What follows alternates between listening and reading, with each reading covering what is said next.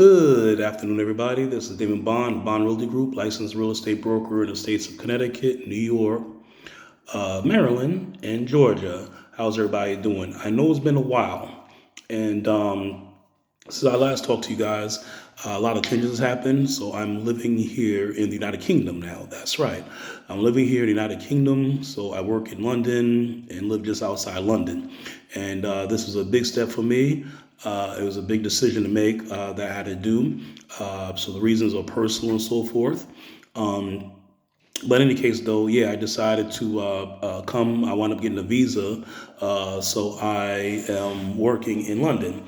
Now, I still do real estate because I still have my real estate license. In fact, we recently listed a rental in Bridgeport, Connecticut.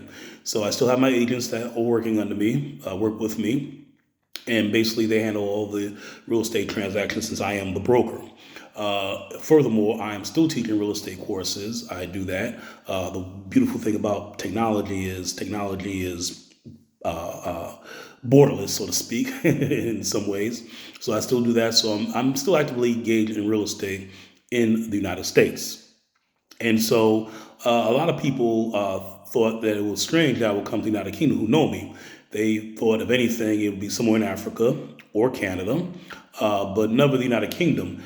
And it just happened to be an opportunity that kind of somewhat, fell in my lap and so forth. So I'm a person. I'm really, personal in terms of, I like to keep it close to the vest, so to speak.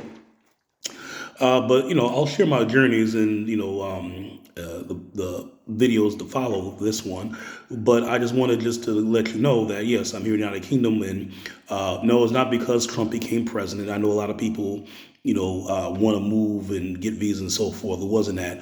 This was done long before the election or before anything like this. This was long done before Kamala, was going to run and so forth, any talk of reelection. So this is done from several years ago. From several years, I was, I wanted to immigrate. And like I said, these reasons just to experience life in a different country, particularly a lot of black folk in the United States. There's a movement, but a lot of us don't really venture out like that. Other groups do. And so I know a lot of brothers and sisters have been, talking, propping up Africa, and I love the continent. My favorite country happens to be South Africa. I love it. I love it. But it just so happened that, believe it or not, the United Kingdom was one of the easier countries to migrate to, on a visa, which is surprising because usually all the English-speaking countries, Canada, Australia, New Zealand, United Kingdom, are usually, tend to be more difficult. But in this case, it was a fairly easy process to get a visa. So the visa I'm on is a skilled work visa, which is good for 2 years, and I could renew it for another 3. And then after that, I could start applying for, if I want to, down the line, British citizenship, which I'm not sure if I'm going to do or not. But in case, I just want it just to experience it. So I don't know if I'll be here permanently. I don't know what the deal is. Yeah, I won't necessarily, die here or something. I'm still on the fence about that. I'm just getting my bearings straight here in terms of getting familiar, know my way around. Um, I don't know if I'm going to start a business here or not. I'm undecided. I don't know if I'm going to have real estate here or not. I'm undecided about that. I've been here since November, and I started working here in November. And I've been here since November, so I'm still deciding what I'm going to do. So this is just an intro video into, basically me being here in the United Kingdom. And so basically, I've been to the United Kingdom before, back in when I was a grad student and I was working. I came here. First time I came here was in 2000, and I was at Cambridge University with Jesus College. I was doing a program for a week, and then after that, the next time I came was in 2019. February 2019, a year before the pandemic, and I was in London. And then I came back in April of 2024. Went to London for another week, and so I decided. I said, why not throw my hat in the ring? They're offering, and and I decided to come. I used an agency in order to get over here. Basically, they handle all the paperwork. I just gather all the documents and the paperwork. They handle all the paperwork. They handle all the visa applications and what have you. And I'm going to go in subsequent videos to discuss that and how that was done. But in any case, though, my decision to come here, like I said, wasn't political. Um, I'm not trying to escape white supremacy. If anything, the British Empire was the crown jewel of the imperial world. Remember, this is a country that owned at one point 3/4 of the world. They were the biggest imperialist powers. France was the second biggest imperialist power. So it wasn't to escape, racism, white supremacy, anything like that. So it wasn't political. It wasn't. Economic. It's just something that I personally wanted to do. I personally wanted to journey overseas and just live in a different country, and not bounce around from country to country because I know there are people that do that. But I really want to, see what it was, and I can tell you there are pros and there are cons to that. So I'll be a lot more descriptive, in subsequent videos with that. So yes, I've been back to the States already. I went back during Christmas time. I was spent 2 weeks there and came back after the New Year. And, there's a lot of things that are eye-opening on so many levels and with regards to that. And so, yeah, this is like I said, I'll just go. So it's been a minute since I talked to everybody, and I just wanted to share experiences of why I moved to the UK. So why did I move to the UK? First of all, I moved to the UK because life in the States was getting a bit mundane for me. Real estate was okay. As some of you know, I owned a restaurant briefly because I'm also a chef, and also had a regular job. So real estate was okay. I just wanted to change. So, some people move to different states. They can't get a chance. People move from New York to Florida, for example, or California to Texas. I decided to move from the United States to the United Kingdom. So that is the biggest reason.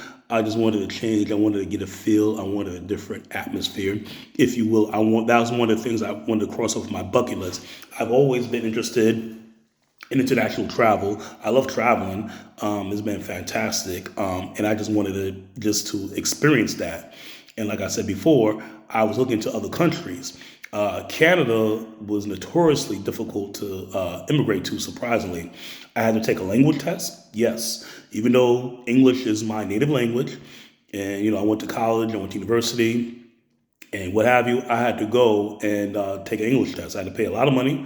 I forgot how much it was. I had to go to Midtown Manhattan in some nondescript building, and I sat there. I had to take a 2 or 3 hour test in English, from listening to writing to conversation, all that stuff, which is insane. I did not have to take a language test to the UK to get a visa or anything like that. But in order to do that with Canada, I had to do that.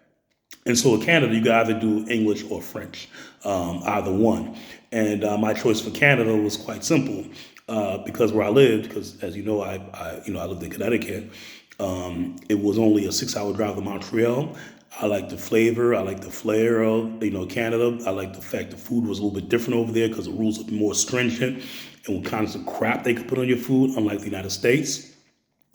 So Canada was a go-to, right? And plus, it was easy to go, cross border because I do it now. It was easy to go across border. I had a Canadian bank account already, which was very easy to establish, and I didn't have to be a resident of Canada. So these things were fairly simple to do, and that's why I wanted to immigrate there. I spent a lot of time in Canada. Even though it was cold and what have you. So between Montreal and Toronto, the drive wasn't bad. It was easy. You could do it in a day, less than a day. But then, if you remember, I did a video on how there was a moratorium with foreigners buying houses, buying single-family residencies in Canada. So that kind of killed that.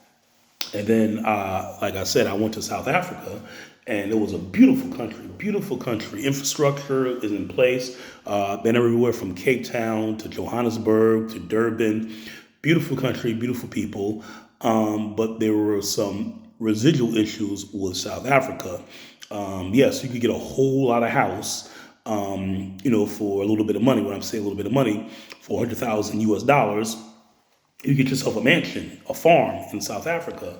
But the problem is you really have to hustle because unfortunately, even though South Africa is the wealthiest country on the African continent, you still have to hustle.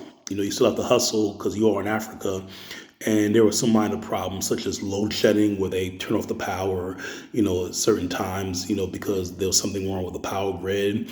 And everybody agrees that the power grid can be fixed. The question is that everybody's been, haggling over is how to fix it and how much to spend to fix it. But everybody agrees that it could be fixed. So that was South Africa. And there were other places in Europe which I thought about and pondered and what have you.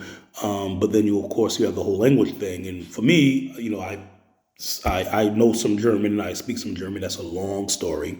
No, I'm not married to a German, by the way, or anything like that. I know Germans in my family. And I wasn't in the military. Those are the questions that come about.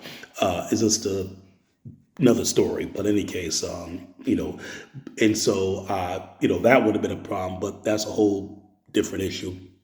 And there was no place on the continent I really wanted to, call home, so to speak. And so one of the things that attracted me to the United Kingdom was the fact that, there is a sizable black population. So it's not I'm the only Negro syndrome you have. One thing that you have, and a lot of people complain on the continent, is that particularly when you go to certain places in Europe, particularly in the German-speaking world, countries, there's a tendency where people just stare. You're black, they stare. I know that's creepy. Like on the bus or what have you, they stare. They don't stare at you in the UK because you're just like any other Negro. They've seen black folks. There's black people here, and so contrary to popular belief, the United Kingdom is not lily white.